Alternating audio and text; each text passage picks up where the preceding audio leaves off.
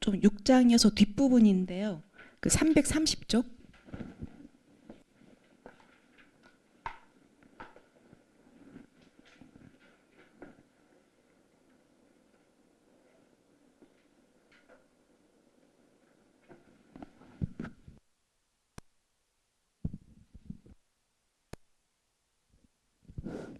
네.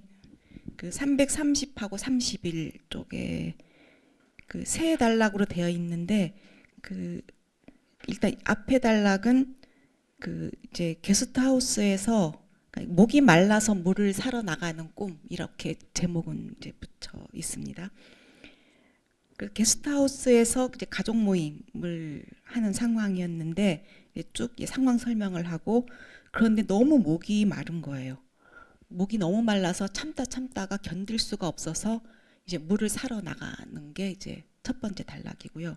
근데 물을 사러 나가서 두 장면이 펼쳐집니다. 첫 번째 장면에서는 331쪽 보면 거기 좀 읽어볼게요. 갑자기 배경이 컨벤션 센터 같은 그러니까 직장인들과 회의실이 많은 장소.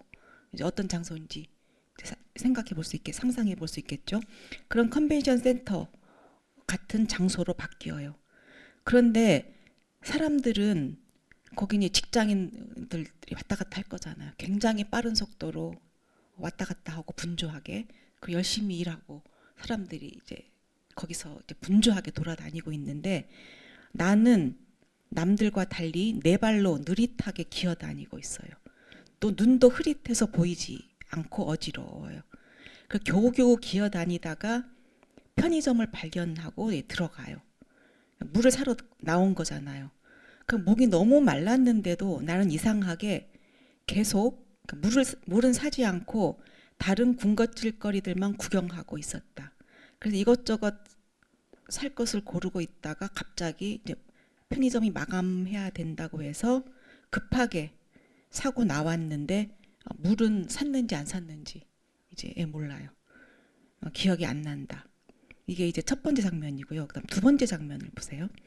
편의점에서 나왔는데 갑자기 친구 어머니께서 아프시다는 소식을 듣고 급하게 날아서 어떤 집으로 가요. 거기에 아픈 친구 어머니께서 누워 계셨고 나는 친구를 위로해 주다가 꿈에서 깼다. 이제 조금 텍스트가 보이죠?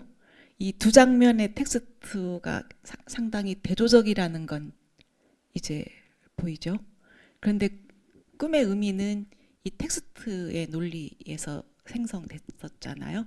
그리고 이 대조, 두 장면이 대조되는데 이 두 장면에서 첫 번째 장면에서는 이 꿈꾸니가 굉장히 적응도 하지 못하고 힘들고 되게 무력하게 나오잖아요. 남들은 아주 분주하게 빠르게 이동하고 자신의 일들을 척척 잘 처리하고 있는데 네 발로 심지어 네 발로 기어 다니고 눈도 안 보이고 어지럽고 그리고 자기의 물을 사러 나갔는데 그 목적도 반은 잊어버리고 편의점에 가서도 다른 것을 들춰보다가 물도 사지 못하고 이제 그런 행동이 펼쳐지죠. 그런데 두 번째 장면에서는 어때요? 두 번째 장면에서는 기어다니던 사람이 걷는 것도 아니고 심지어 날아서 날아 엄청 행동 방식이 달라졌잖아요. 여기서는 굉장히 자유롭죠. 그러니까 거침이 없죠. 날아서 바로 가요. 친구 집으로. 그래서 그 친구를 이제 위로해 주다가 이제 꿈에서 깨어나는 꿈이에요. 그럼 일단은 이제 우리가 삶의 맥락이 그걸 알아야 이제 분석이 될 테죠. 그러면 이 꿈꾸니는 이제 제가 이 미연이라고 가명을 이제 붙였던 친구인데 한마디로 어렸을 때부터 말이 없는 친구. 근데 실제로 제 수업을 또 듣기도 했었는데 진짜 말이 없어요. 너무나 조용하고 그런 친구예요. 그런데 어렸을 때부터도 자기 표현을 한 번도 해본 적이 없대요. 자기가 원하는 걸 한 번도 말해본 적이 없대요. 그래서 왜 그랬는가라고 물었을 때는 그냥 자기가 원하는 걸 표현하면 다 상황이 복잡해진다는 거예요. 그냥 표현하지 않는 게 그냥 오히려 편안하고 안전하다. 그래서 자기가 원하는 걸 한 번도 표현하지 못. 그런데 그게 밖에서만 그런 게 아니라 집에서도 그렇다는 거예요. 그러니까 보통은 집에서는 부모님한테는 또 요구도 하고 이렇게 하잖아요. 그런데 부모님한테도 되게 착한 딸이어야 한다. 그런데 뭘 이것저것 요구하는 건 착한 딸이 아니고 오히려 부모님의 기대를 충족시켜주고 그래야 착한 딸이고, 그러니까 자기가 좋은 사람이라는 것을 계속 증명해야 된다라는 그게 굉장히 강하고, 그러려면 자기가 잘해서 자기의 그 능력을 보여줘야 되고 또 뭘 요구해서는 안 되고, 그래서 이렇게 생각을 이제 했다는 거죠. 그런데 이제 이 친구는 이제 사실은 사는 게 너무 힘든 거예요. 좀 그럴 것 같죠? 원하는 건 표현하지도 못하고 남의 기대에는 충족시켜줘야 된다는 생각으로 산다면 그 삶이 되게 무겁겠죠. 당연히 그 힘들겠죠. 그래서 이 친구는 인간관계가 되게 불편하고 또 사람들이 자신을 만만하게 대하는 것 같다. 자기는 되게 잘해주고 하는데 사람들이 자기를 만만하게 대한다. 그런데 자기는 좋은 사람이라는 걸 증명하기 위해서 계속 보여줘야 된다라는 약간의 강박이 또 있대요. 그래서 제가 이제 그 학교에서 있을 때 저는 이제 철학 상담 그 시간이 있어요. 그러면 저는 이제 이 철학적 꿈분석 이전에 제가 개발했던 그 사고 실험이라는 또 방법이 있어요. 그 철학적 사고 실험. 제가 몇 해 전에 여기서도 강연을 했었는데요. 그러니까 철학 사상을 가지고 자기의 사유를 실험해 보는 거예요. 자기를 이해하는 데 도움을 받기 위해서. 그래서 제가 삶의 이유 찾기 사고 실험이라는 게 또 있었거든요. 그걸 학생들하고 해보면 자기 삶의 이유를 다 이야기를 해요. 그 사고 실험을 통해서 내가 살아가는 이유는 이거야라는 걸 찾도록 하는 사고 실험이에요. 근데 이 친구는 그 사고 실험에서 정말 살 이유가 없다라고 대답했던. 자기는 차라리 그냥 편히 죽을 수 있다면 그게 좋겠다. 이제 이렇게. 근데 보통 그렇게 대답하는 친구들이 좀 많지는 않아요. 보통은 다 아주 작은 이유라도 삶의 이유를 찾는데 이 친구는 자기는 살아야 될 이유가 전혀 없다는 걸 알았다. 그래서 이렇게 대답했던 친구예요. 어쨌든 그렇다고 집에 불화가 있거나 그런 건 아니에요. 부모님도 되게 사회도 잘해주고 그런데도 어쨌든 이 친구는 그 부모님에게도 자기가 착한 딸이라는 걸 증명해야 된다라는 그런 생각은 가지고 있었던 친구예요. 그래서 이 꿈을 보면 이 꿈의 처음에는 목마르다라는 거로부터 시작을 하거든요. 그래서 목마르는 걸 참고 하다가 더 이상 참을 수 없어서 이제 물을 사러 나가는 것으로 시작이 되거든요. 그러면 이제 이 꿈의 이제 그 시작을 보면 어떻게 보면 이 꿈은 목말라 죽지 않으려면, 즉 목마름을 해소하려면 어떻게 해야 할지를 묻는 꿈이라고도 볼 수 있어요. 결국은 너무너무 목이 말라요잖아요, 시작이. 그래서 물을 사러 나왔어요. 그러면 목말라서 죽지 않으려면 또는 목마름을 해소하려면 어떻게 해야 하는가. 그래서 나왔더니 장면 1에서는 지금 봤듯이 되게 힘들고 무기력하게 움직이고 있는 거잖아요. 그리고 목이 너무 말랐는데도 물을 사지 못하는 거예요. 정신이 없어서. 그런데 두 번째 장면에서는 그 꿈속의 친구는 자기가 좋아하는 친구예요. 그러니까 이 친구가 자기의 유일한 삶의 이유가 있다면 유일하게 자기한테 기쁨을 주는 친구라고 했던 친구예요. 그러니까 이 친구한테 간다고 했더니 갑자기 날아서 그냥 가잖아요. 그리고 이제 위로해주고, 그래서 자기 삶은 아무런 의미와 가치도 없는데 유일하게 살아갈 이유가 되어주는 친구가 이 친구라는 거죠. 꿈이 사실은 보여주고 있죠. 그러니까 이 친구를 만나러 간다고 하니까 막 거의 날아서 자유로워지는 거예요. 그런데 그럼 그 컨벤션 센터는 뭐냐 하면 이제 이 친구가 졸업을 앞뒀어요. 그러니까 이제 취업해야 된다라는 주위의 요구, 사회적 요구, 결국은 그 직장인들이 활동하는 곳이잖아요. 여기서는 너무나 힘들고 무력해진 자기, 그러니까 이런 준비를 하고 이런 사회적 요구에 따라서 살아가는 게 너무 버겁고 힘들다는 게 이런 장면 1로 이제 등장했다는 건 이제 알 수 있겠죠. 그래서 이 두 개의 대조되는 장면을 보여주면서 이제 꿈은 그 사실은 목마르다라는 건 이 피지컬한 물일 수도 있지만 내 삶에 활기를 주는 것이잖아요. 그러니까 사실은 두 번째 장면에서는 물을 마시지 않았는데도 날아가잖아요. 그러니까 삶의 활기를 찾으려면 즉 결국은 이 목마름을 축여주는 물은 그 삶의 활기를 나타낸다고 볼 수 있겠죠. 그러면은 그 컨벤션 센터에서 잡을 얻으려고 거기서 계속 뭔가를 찾아다니는 장면과 또는 그 두 번째 장면은 이제 친구, 자기 삶의 이유가 되어주는 이 친구에게 날아가는 이 두 장면의 대조잖아요. 그러면 이제 꿈은 어디가 너의 그 목마름을 축여주는 게 무엇인지라는 그 첫 번째 물음에 대한 답은 두 장면에서 이미 보여준 거잖아요. 그런데 이 친구는 이제 이 장면 여기까지 분석을 다 하고 그러면 이 처음에 질문에 대해서 어떤 생명수가 같은 이 갈증을 축이려면 어떻게 해야 된다고 꿈은 생각하느냐고 물었을 때 너무나 의외로 스펙을 쌓고 취업 준비를 하는 게 자기 일차적인 일이라고 사실 꿈이 말해주는 것과는 정반대의 대답을 이제 하고 있는 거죠.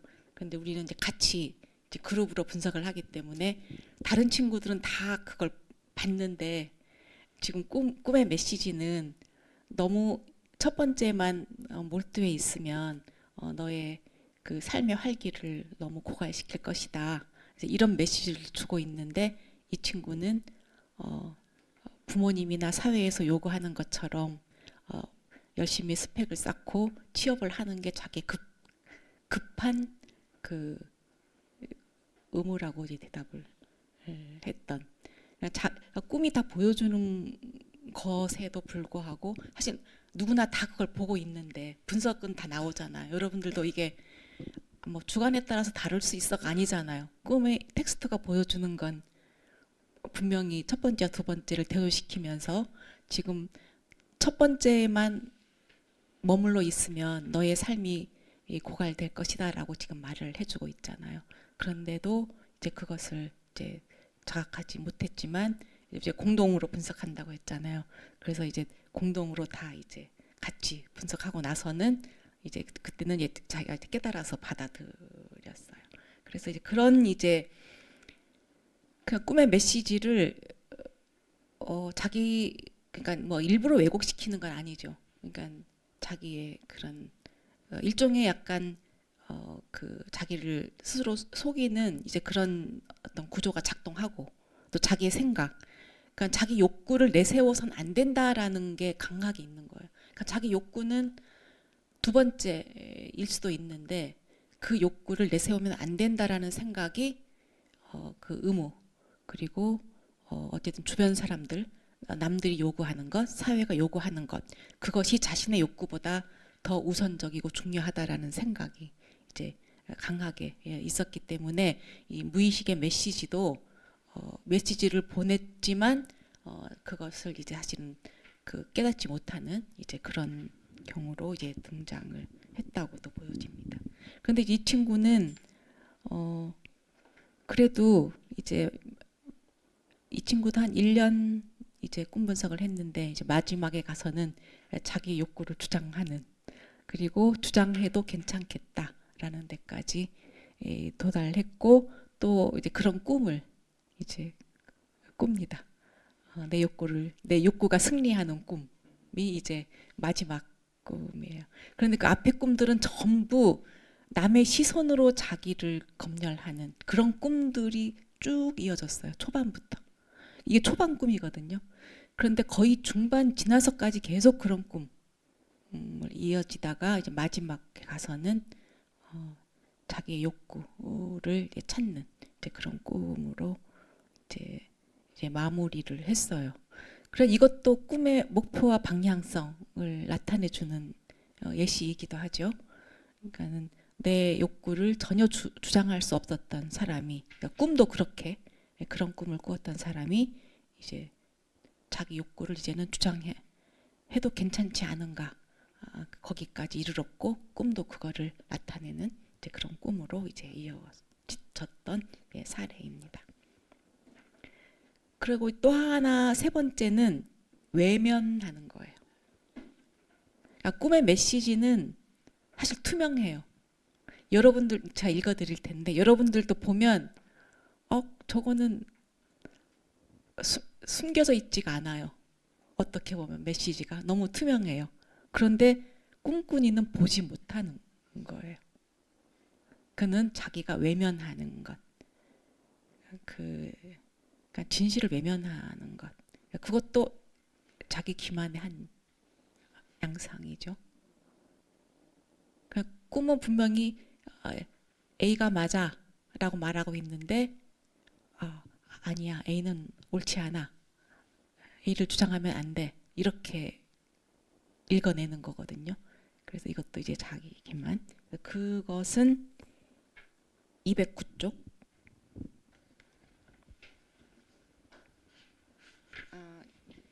207쪽.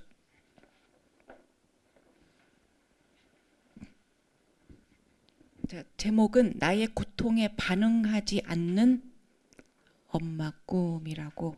사실 제가 그냥 텍스트 내용을 써버렸는데 여러분들이 봐도 그 내용이에요.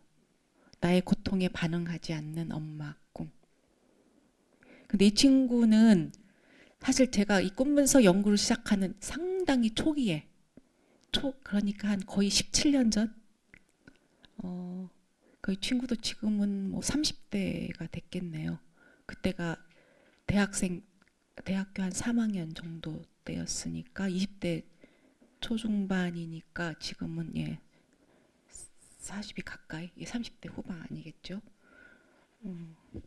근데 이제 이 친구가 기억이 나는 게, 그 당시 저는 이제 그 몇몇 상담을 통해서 이제 내담자들이 꿈 얘기를 이제 시작해서 제가 이제 이 꿈분석 연구를 시작했다는 서문에도 그 얘기를 제가 쭉 썼잖아요.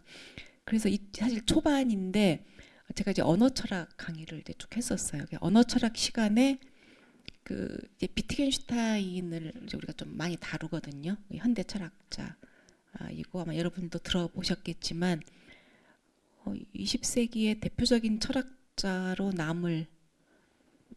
철학사에 남을 대표적인 철학자를 꼽으라면 거의 그 의문의 여지 없이 꼽는 그 철학자 중에 한 분이에요.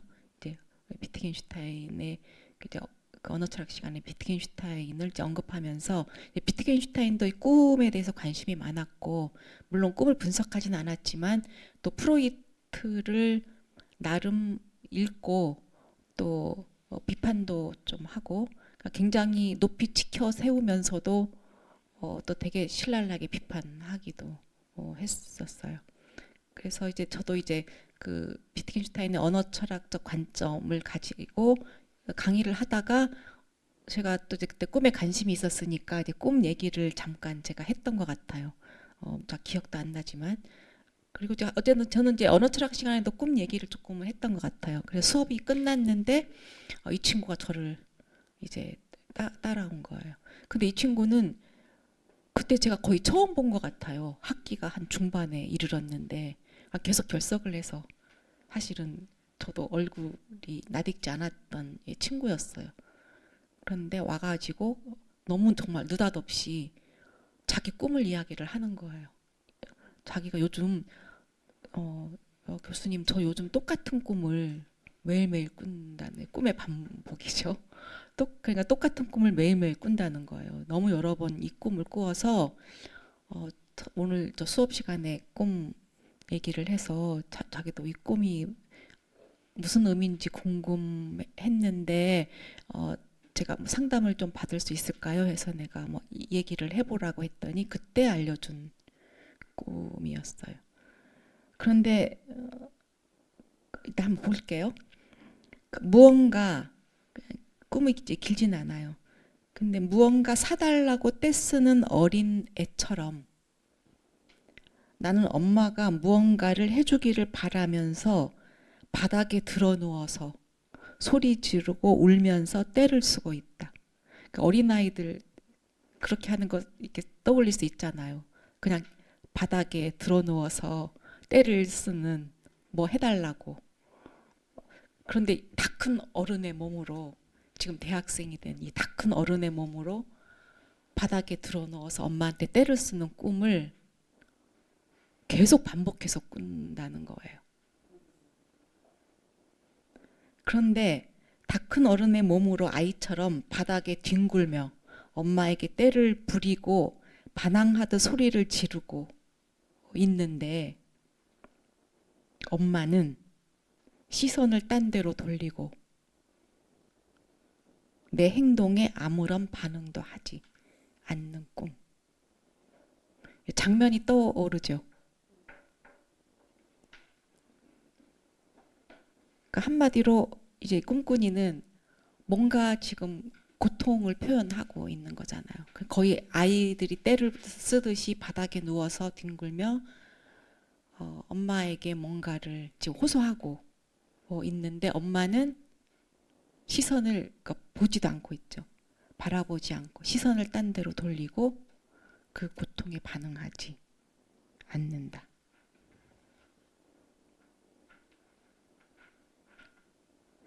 지금 꿈은 일단은 그런 엄마의 모습을 보여주고 있는 거죠. 이 엄마에 대한 여러분 이 꿈을 보고 떠오르는 엄마에 대한 인상은 뭐예요? 못된 엄마. 그러니까 조금 더 섬세하게. 일단 소통이 분명히 안 되고는 있죠. 여기서는 근데 주장은 아이가 하고 있는데 엄마의 반응이 사실 반응하고 있지 않죠. 그냥 모른 척 하는 것도 있고 사실 공감하고 있지 않는 거죠. 근데 이 텍스트가 이게 중요하다고 했잖아요. 이 텍스트를 보면은 사실은 그 아프다고 이렇게 행동을 표현하는 건 엄마가 보라고 하는 거잖아요.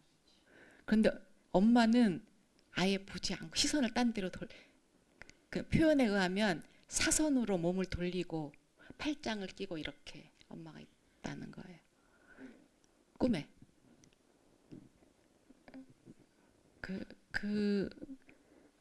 이제 그건데 그래서 이제 제가 그 엄마는 어떤 분이냐 실제로 그랬더니 엄마는 너무나 자기를 사랑한대요.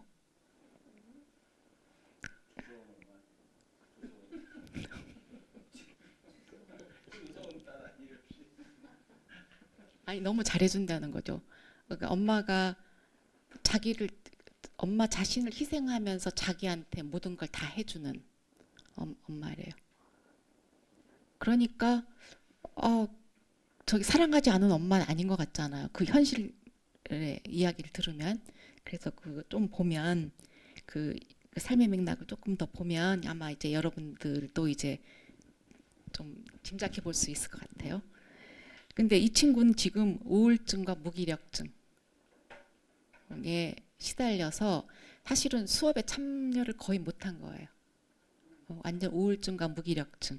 학업을 계속할 수 없을 정도로 힘들어하던. 그러니까 그날은 어쩌다가 학교를 온 거예요. 나는 거의 그런 친구가 내 수업을 듣는 줄도 모르는 만큼 수업을 안 듣다가 그날 어쨌든 약간 정신을 차리고 학교를 왔는데 이제 그제 꿈 얘기를 수업 시간에 잠깐 듣고 저를 찾아왔던 친구예요. 근데 엄마는 어떤 분이냐 하면 어릴 때부터 그, 그 꿈꾸니 이제 여긴 지수 이제 가명인데 그 지수의 미래에 대해서 모든 계획을 일일이 다 세워놓고 다 추진해 나가는, 그리고 이제 딸에게 따르기를 요구하고, 그러니까 엄마도 사실은 엄청 희생을 해야 되잖아요. 그렇게 하려면. 그래서 모든 걸 자신을 위해서 희생해온 엄마. 그래서 자기는 반항을 할 수가 없었대요. 엄마가 너무나 많은 걸 희생하는 걸 알기 때문에 반항하지 않고 또 엄마가 원하는 대로 모든 걸 다 했대요. 그래서 그 결국은 좋은 대학에 입학했고, 그러니까 일의 성과도 내긴 낸 거예요. 그러니까 좋은 대학에 입학했고 어쨌든 성과도 거두었어요. 그런데 대학에 오고 나서 모든 의욕을 상실해 버렸대요. 무력에 빠지고 말았대요. 근데 그거는 또 그럴 수 있다라는 걸 짐작해 볼 수 있겠죠. 그러니까 엄마가 어릴 때부터 모든 걸 엄마가 계획한 대로 살아오고, 그러니까 자기가 원하는 걸 사실은 해본 적이 없는 거죠. 엄마가 이미 학업과 미래에 대한 모든 계획을 다 세워놓고, 그 엄마는 어쨌든 모든 걸 다 해준 건 맞아요. 그런데 엄마의 방식대로 다 해준 거예요. 그 딸이 어떤 생각과 뭘 원하는지를 묻고 의논해서가 아니라 엄마가 생각하는, 옳다고 생각하는, 그리고 딸을 위해서 옳다고 생각하는, 딸의 행복을 위해서 좋다고 생각하는 방식으로, 엄마가 생각한 방식이죠. 모든 걸 다 해주면서 자신도 희생하고, 또 얘는 또 엄마가 그걸 하는 걸 알기 때문에 다 따라서 해서 어쨌든 대학에 딱 왔는데 완전히 무기력증에 빠져버려, 모든 의욕을 상실하고 이제 그렇게 된 거예요. 그런데 엄마는 그러고 나서야 그 양육 방식을 멈췄대요. 그 전까지는 모든 걸 다 엄마가 일일이 계획을 세우고 재단하고, 그러니까 어떻게 보면은 딸의 인생 전체를 설계를 해서 이제 진행에 착수해 나갔다면 이제 완전히 무기력증, 우울증, 뭐 학교도 못 갈 정도니까 거의 그냥 집에서 그냥 무기력증이니까 그냥 잠만 자고, 그러니까 이러고 나서야 엄마가 그 양육 방식을 멈추었대요. 그런데 이 친구가 하는 말이, 근데 자신이 조금이라도 기력을 차리면 엄마는 다시 예전으로 돌아갈 것이다. 그래서 지금은 무력하게 잠을 자는 것 외에 아무것도 할 힘도 없고 또 뭘 하고 싶지도 않다. 이게 지금 자기 상황이에요. 이제 이 얘기를 듣고 나면 이제 좀 더 조금 전에 말씀드렸듯이 사실 꿈의 텍스트에는 왜곡된 게 없어요. 사실 있는 그대로 투명하게 다 보여주고 있잖아요. 그러니까 이 친구는, 엄마는 자신이 이렇게 고통스러워하고 그렇게 말을 해도 엄마는 그거를 공감하지 않고 반응하지 않는다. 이게 꿈의 무의식에서 보여주는 자기가 생각하는 엄마의 모습이잖아요. 그런데 의식적으로는 엄마는 자기를 사랑하고 자기를 위해서 모든 걸 다 희생해왔고 이렇게 생각하는 거예요. 근데 꿈의 텍스트는 분명히 사랑하는 엄마의 모습이 아니라 좀 냉담한 엄마의 모습이죠. 그러니까 이렇게 고통스럽다고 호소하는데 팔짱을 끼고 시선을 사선으로 두고 딴 곳을 바라보는 엄마. 그러니까 이것은 사실은 아이가 울고 하면은 사랑하는 엄마의 모습, 일단 가서 아이를 뭐 안아주거나 그런 어떤 행동을 하는데 그러거나 말거나 지금 몸을 돌리고 있잖아요. 보지 않겠다는. 그러니까 근데 이것은 그러니까 엄마가 실제로 어떻다가 아니라 꿈꾸니는 그렇게 무의식적으로 생각하고 있는 걸 꿈이 보여주는 거잖아요. 근데 무의식은 그렇게 사실 굉장히 투명하죠. 텍스트는. 그런데 이 친구는 왜 그런 꿈을 꾸는지 모르겠다. 그러니까 사실 자기 성찰이 좀 되거나 그랬으면 아 내가 엄마에 대한 내 감정이 이렇구나 이렇게 알 수도 있을 텐데 아 자기는 엄마는 나를 사랑하고 모든 걸 다 해주셨고 희생했는데 나는 왜 이런 꿈을 꾸지? 이제 이해를 못하는 이제 상황이었어요. 그래서 그러니까 사실은 어쨌든 이 꿈에서 엄마는 냉담하고 좀 약간 딸에 대해서 좀 회의적인 태도이지 사랑하는 그런 태도는 그러니까 너 진짜 아픈 거야? 잘 모르는 거죠. 모르겠다는 거죠. 엄마의 이제 태도는. 그래서 어떻게 보면 이 텍스트만을 봤을 때 뭐 여러분들도 그렇고 누구나 어렵지 않게 아, 엄마가 좀 냉담하구나 이런 거 읽을 수 있잖아요. 이 텍스트 보면 이게 저기 아까 말씀하셨던 건 너무 뭉뚱그려서 못된 엄마는 좀 뭉뚱그려 말한 거고 조금 더 세밀하게 표현하면 좀 냉담하다 엄마가 딸에 대해서 이제 그렇게 읽어낼 수 있죠. 그래서 이 무의식의 언어가 사실 왜곡된 게 아니라 여기는 그만큼 투명해 보이는데 왜 그럼 꿈꾸니는 누구나 다 읽을 수 있는 그 냉담한 엄마의 모습을 읽지 못했을까? 이 의문이 남은 거죠.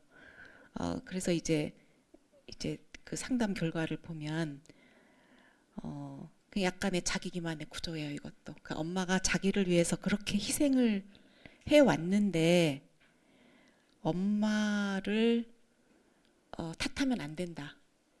하는 생각이 강하게 있었던 거예요. 그러니까 엄마가 실제로 희생을 한 것도 사실이고요. 그래서 그 엄마가 나를 사랑한다는 그러니까 엄마는 매일 또 나를 사랑한다고 말을 해요. 난 너를 사랑한다. 너밖에 없다. 계속 그렇게 말을 하는데 사실은 무의식은 엄마가 나한테 냉담하다. 내 아픔을 공감하지 않는다라고 생각하고 있는데 그게 이제 무의식이 보여주는 진실인데 그 엄마가 나를 사랑한다라는 말 그리고 엄마의 희생 이런 것들을 또 알고 있기 때문에 그 무의식의 진실을 사실은 표현하지 못하는 이제 그런 그래서 이것들 중에 자기 기만 그러니까 엄마가 나에게 냉담하다라고 무의식은 말하고 있지만 의식적으로는 아니야 엄마는 나를 사랑해 이제 이렇게 생각하는 거죠. 그래서 엄마를 원망하면 안 되고 엄마한테 고맙게 여겨야 된다. 이런 생각이 강하게 의식적으로 있으니까 이 꿈이 보내는 이런 메시지를 받아들이기 어려운 거예요. 외면하는 거죠. 그래서 그 이제 결론적으로 말하고 싶은 것은 무의식에 숨겨지는 이유들이 있긴 있는데, 그러니까 좀 회피하고 싶다거나 또는 자기 검열에 의해서 그 내 진실을 보지 못한다거나 또는 이제 외면하거나 이제 이런 것들인데 어떤 획일적인 하나의 이유로 수렴되지는 않는다. 그래서 그 부분을 좀 더 설명을 드리면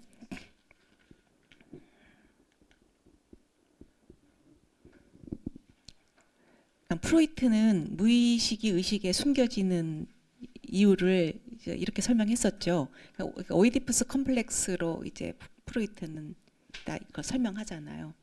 근데 그러니까 그 내용은 여러분들 다 잘 아시겠지만 그 거세 불안으로 인해서 그 모친에 대한 성적 욕망을 포기하는 거잖아요.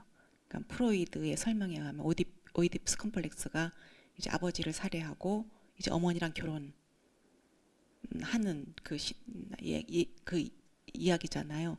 그래서 기본적으로 그 어머니에 대한 그 성적 욕망이 이제 있다는 거예요. 인간에게 프로이드는. 그런데 이 거세 그렇게 하면 거세당할 거라는 그 불안 때문에 그 욕망을 포기해서 억압된 무의식에 이제 있는 것이라고 이제 보는 거죠. 그런 억압된 욕망이 그게 이제 그 무의식이 의식에 숨겨지는 이유는 근데 그건 표현할 수 없는 내용이잖아요. 나 어머니에 대한 성적 욕망을 표현할 수 없잖아요. 이건 그 사회적으로 문화적으로 다 사실은 금기시되는 거여서 그런데 이처럼 획일적인 이유나 내용이 아니다. 그러니까 우리가 철학적 분석에서 말하려는 것은 오히려 무의식은 개인의 삶의 맥락과 역사마다 다양한 방식으로 의식에 숨겨져 있는 것이고 또 그렇게 의식에 드러나지 않을 정도로 의식이 접근할 수 없을 정도로 저 밑바닥에 숨겨져 있는 것도 아니다. 뭐 꿈분석으로 인해서 이제 드러나기도 하고 여러 가지 방식으로 우리가 또 그 소통할 수도 있는 것이지 그런 이제 무의식 개념은 아니다라는 게 이제 오늘 말하려고 했던 것이고 그리고 이제 앞에서 쭉 했던 그 설명 중에서 이제 중간중간에 이제 프로이드의 가정들을 말씀드렸던 것도 이제 여기서 다 정리가 어떻게 보면 될 수도 있을 것 같습니다. 오이디푸스 컴플렉스라는 이 가정. 그런데 이제 이것을 이제 프로이드는 어떻게 보면은 인류 보편의 욕망처럼 그렇게 이제 생각을 했는데 당연히 문명사마다 다르고 시대마다 다르고 그리고 또 근래에 오면서 그렇게 억압된 성적 욕망 그러니까 그런 시대도 있겠죠. 그런 시대도 있겠지만 그 시대마다 문화마다 굉장히 다양할 것인데 프로이드는 이것을 어떤 인류 보편적인 어떤 그런 그 무의식적인 성적 욕망으로 이제 간주했다는 것. 이 가정으로부터 꿈의 본질이 또 사실 도출되는 것이죠. 꿈의 본질은 성적 욕망의 충족이라는 게 프로이드의 설명이잖아요. 그러니 이렇게 억압된 성적 욕망을 이제 꿈을 통해서 충족한다. 그러니까 꿈의 역할은 그 억압된 성적 욕망을 충족시키는 역할이라는 거죠. 그래서 무의식만이 알고 있는 무의식의 내용도 이 내용이에요. 오이디푸스 컴플렉스. 무의식만이 알고 있는 그 내용. 또 꿈의 의미. 또 무의식만이 알고 있는 거잖아요. 프로이트에 의하면 의식은 모르고 무의식은 이미 알고 있는 꿈의 의미가 바로 이 내용이에요. 또.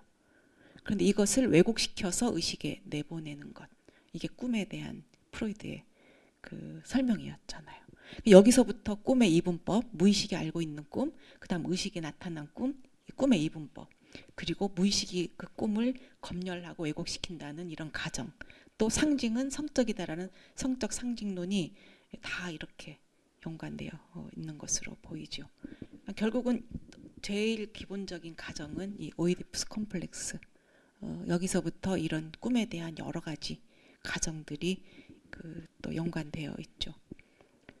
그런데 이제 우리는 이제 그렇게 질문을 이제 해야 되잖아요.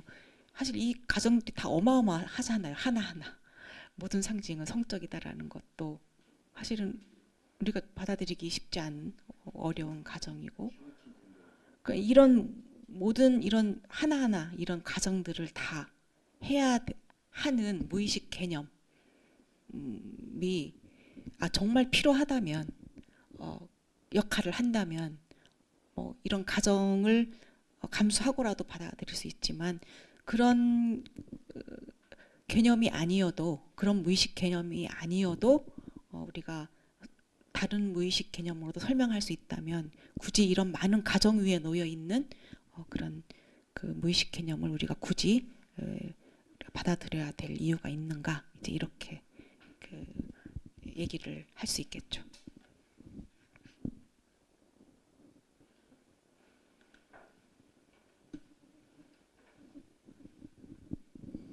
조금 더 하고 쉬도록 하겠습니다. 그러면 이제 무의식에 접근하는 방법. 이제 그러니까 무의식을 이제 우리가 나름 정의를 했잖아요. 그 프로이드가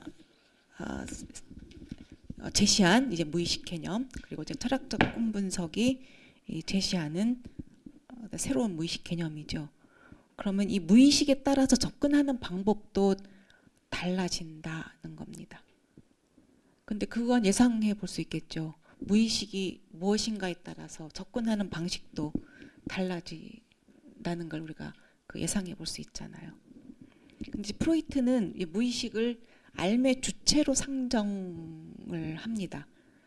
그 정의 기억하시죠? 무의식은 알고 있지만 그 사실을 모르는 것. 그러니까 무의식은 삶의 주체예요. 그 무의식의 내용을 알고 있는 주체예요. 그러니까 삶의 주체로. 또는 무의식에 있는 꿈의 의미, 이런 표현도 쓰거든요. 그러면은 무의식은 어떤 정신의 장소로도 등장합니다. 무의식에 있는 꿈의 의미, 또는 그 오이디푸스 컴플렉스의 어떤 그 내용이 무의식에 있는, 그러니까 어떤 정신의 장소 또는 어떤 정신의 체계로도 이제 보고 있는데, 그렇게 상정할 근거가 있을까, 무의식을?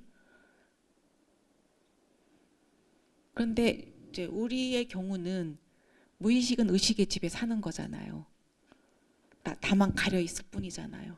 그래서 의식과 독립된 어떤 실제를 꼭 상정할 필요도 없고, 또 무의식과 독립된 어떤 정신의 장소를 상정할 필요도 없다는 거죠. 모두 의식의 집에 살아요. 그런데 가림막이 있다는 거였잖아요. 이건 물론 비유지만, 그래서 이제 이제 이런 질문을 이제 프로이드에게 던지게 되는 것이고, 이것과 관련해서 이제 프로이드는 무의식의 탐구를 위해서, 이것은 아마 제가 그 숙고적 연상을 설명하면서 잠시 언급은 했던 것 같습니다. 왜 숙고를 배제한 자유연상법을 택했을까? 프로이트는 자유연상법이 꿈의 의미를 탐구하는, 분석하는 방법론이잖아요. 그럼 무의식을 탐구하기 위해서 왜 숙고를 배제했는가? 그러니까 숙고를 배제한 자유연상법이에요. 그러니까 분석 질문을 던지거나 비판적 질문을 던지거나 이렇게 하지 않는 거예요. 프로이트는 그저 저절로 떠오르는 자유롭게 떠오르는 그 연상, 거기서 이 답을 찾겠다는 거잖아요. 그게 자유연상법인데, 왜 프로이트는 이렇게 숙고를 배제한 자유연상법을 채택했을까? 여기에 대한 답도 무의식 개념이 있다고 저는 이제 그렇게 분석을 합니다. 프로이트 무의식은 의식이 접근할 수 없는 개념이잖아요. 그러니까 무의식을 탐구하려면 의식이 어떤 역할을 할 수가 없다는 거죠. 의식이 접근할 수 없는 개념이니까 의식이 아무리 노력해도 무의식을 알아낼 수가 없어요.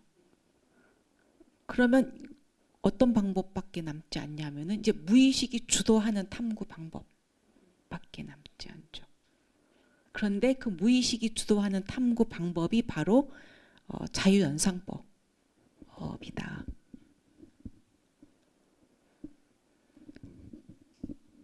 그러니까 수동적으로 있는 거예요.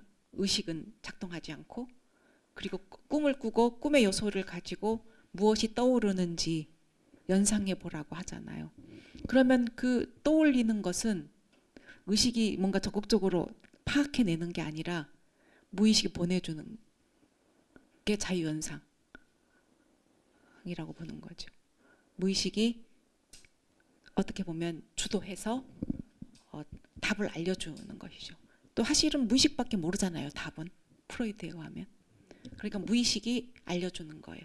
근데 의식이 개입하면 오히려 방해가 된다고 보는 거죠. 그래서 수동적으로, 이성이나 의식은 수동적으로 있고 무의식이 알려주는 것을 떠올리는 게 답이라고 봤다는 거죠. 그렇게 해야 왜 프로이트는 숙고를 배제한 자유연상법을 고집했을까? 무의식 개념 때문이라는 거죠. 제 그 분석은 그러니까 이 무의식 개념에서 그런 방법론이 나오지 않았는가. 그러니까 무의식이 거의 무의식이 주도해요. 그리고 실제로 프로이트는 우리의 주인은 무의식이라고 해요. 우리 주인은 무의식이에요. 우리 행위의 모든 사실은 그리고 의식은 아주 적은 부분이고 우리는 사실은 무의식의 그 주인 아래서 우리는 움직이고 있는 거예요. 인간은. 그래서 그렇게 이성적이고 의식에 의지적으로 행동하는 것 같지만 사실은 무의식의 그 주도 아래 이제 우리의 행위가 놓여 있는 거예요. 그리고 또 하나의 문제는 이 자유현상법에 의해서 꿈의 의미를 탐구할 때 이제 의사와 환자가 프로이드는 사실 의사와 환자 모델이잖아요. 신경적 환자니까 정신분석을 받는 사람들은 그러면은 환자가 떠오르는 자유현상 뭐가 떠오르느냐고 묻고 떠오르면 그걸 가지고 계속 이어지는 연상을 이제 계속 이제 이어나가는데 사실은 연상을 어디서 끝낼 것인가가 꿈의 의미를 결정적으로 정하겠죠. 그 A, B, C, D 쭉 연상되다가 D 그러니까 환자는 이게 의미 같아요. 여기서 더 이상 이제 연상이 진행되지 않으면 이게 마지막 연상이면 이게 이제 꿈의 의미가 된 것인데 근데 의사는 아니야 더 연상 아직 끝낼 단계가 아니고 더 연상을 해야 된다고 하면 그래서 어쨌든 만약에 연상에서 다른 답이 나왔다면 지금 두 개의 답이잖아요. 그럼 누구의 이 어떤 기준이 옳은가 이 문제가 또 남게 되거든요. 그런데 자유현상으로 법으로는 어느 게 답이라는 걸 사실 결정할 근거가 없다는 거죠. 그래서 환자의 기준을 따를 것인지 의사의 기준을 따를 것인지 그럼 이중 기준의 문제가 생기고 그런데 정신분석은 거의 환자보다 이제 의사인 그 분석가 어떤 전문가에게 그 우선성을 부여하죠. 그러면 이제 환자가 아무리 나는 이게 답이라고 생각한다 라고 해도 그게 답이 아닌 거죠. 그래서 이제 이런 문제가 여전히 이제 해명되지 않은 채로 이제 남는다는 것. 그리고 이제 꿈의 전체 맥락을 고려하기보다 이제 프로이드가 정신분석 그 자유현상을 그 하는 이제 그런 방식을 보면 그 꿈의 텍스트 중에서 한 요소를 가지고 연상을 해요. 그 꿈의 텍스트가 그리고 꿈의 내용이 아무리 많든 아무리 적든 상관없다고 봐요. 그냥 꿈 요소가 중요하다고 봐요. 그러면 어떤 요소를 택할 것이냐에 따라서 의미가 달라질 수 있잖아요. 근데 그거는 별로 개의치 않아요. 프로이트는. 그냥 꿈 전체 맥락을 고려해야 된다라는 것도 꼭 필수적이지 않고 그러니까 어떤 꿈 요소를 가지고 그것에 의해서 자유현상을 통해서 어떤 의미에 도달하면 그게 그 전체 꿈의 의미라고 이제 보는 것이기 때문에 우리의 그 설명 방식과는 많이 다르죠. 우리는 꿈의 전체 맥락을 통해서 그 맥락 안에서 의미를 생성하잖아요. 그래서 그 어떤 맥락이 놓이냐에 따라서 의미가 달라지잖아요. 근데 프로이드는 꿈의 요소를 그 자체로 그러니까 맥락을 떠나서 그 자체로 자유현상 하는 것은 꿈꾼이 어떤 고유한 삶의 맥락 그러니까 텍스트 안에서도 그렇고 컨텍스트 안에서도 그렇고 맥락을 내적 외적인 맥락을 충분히 고려하지 않는 이제 그런 분석이라고 이제 또 볼 수 있겠죠. 또 연관되는 개념이지만 꿈의 그 총체성 기억하시죠? 그러니까 전체 총체성은 문장이나 단어가 낱개로 의미를 갖지 않고 전체 그 꿈의 텍스트 전체 안에서 이제 의미를 갖는다는 게 총체성이잖아요. 근데 그것을 임의로 분리해서 다루는 것은 그런 텍스트의 총체적인 맥락을 이제 간과하는 것이 아닌가. 이제 이런 그 문제를 지적할 수가 있겠습니다. 예, 그러면 잠시 쉬고 예, 좀 후반부 강의를 다시 이어나가도록 하겠습니다.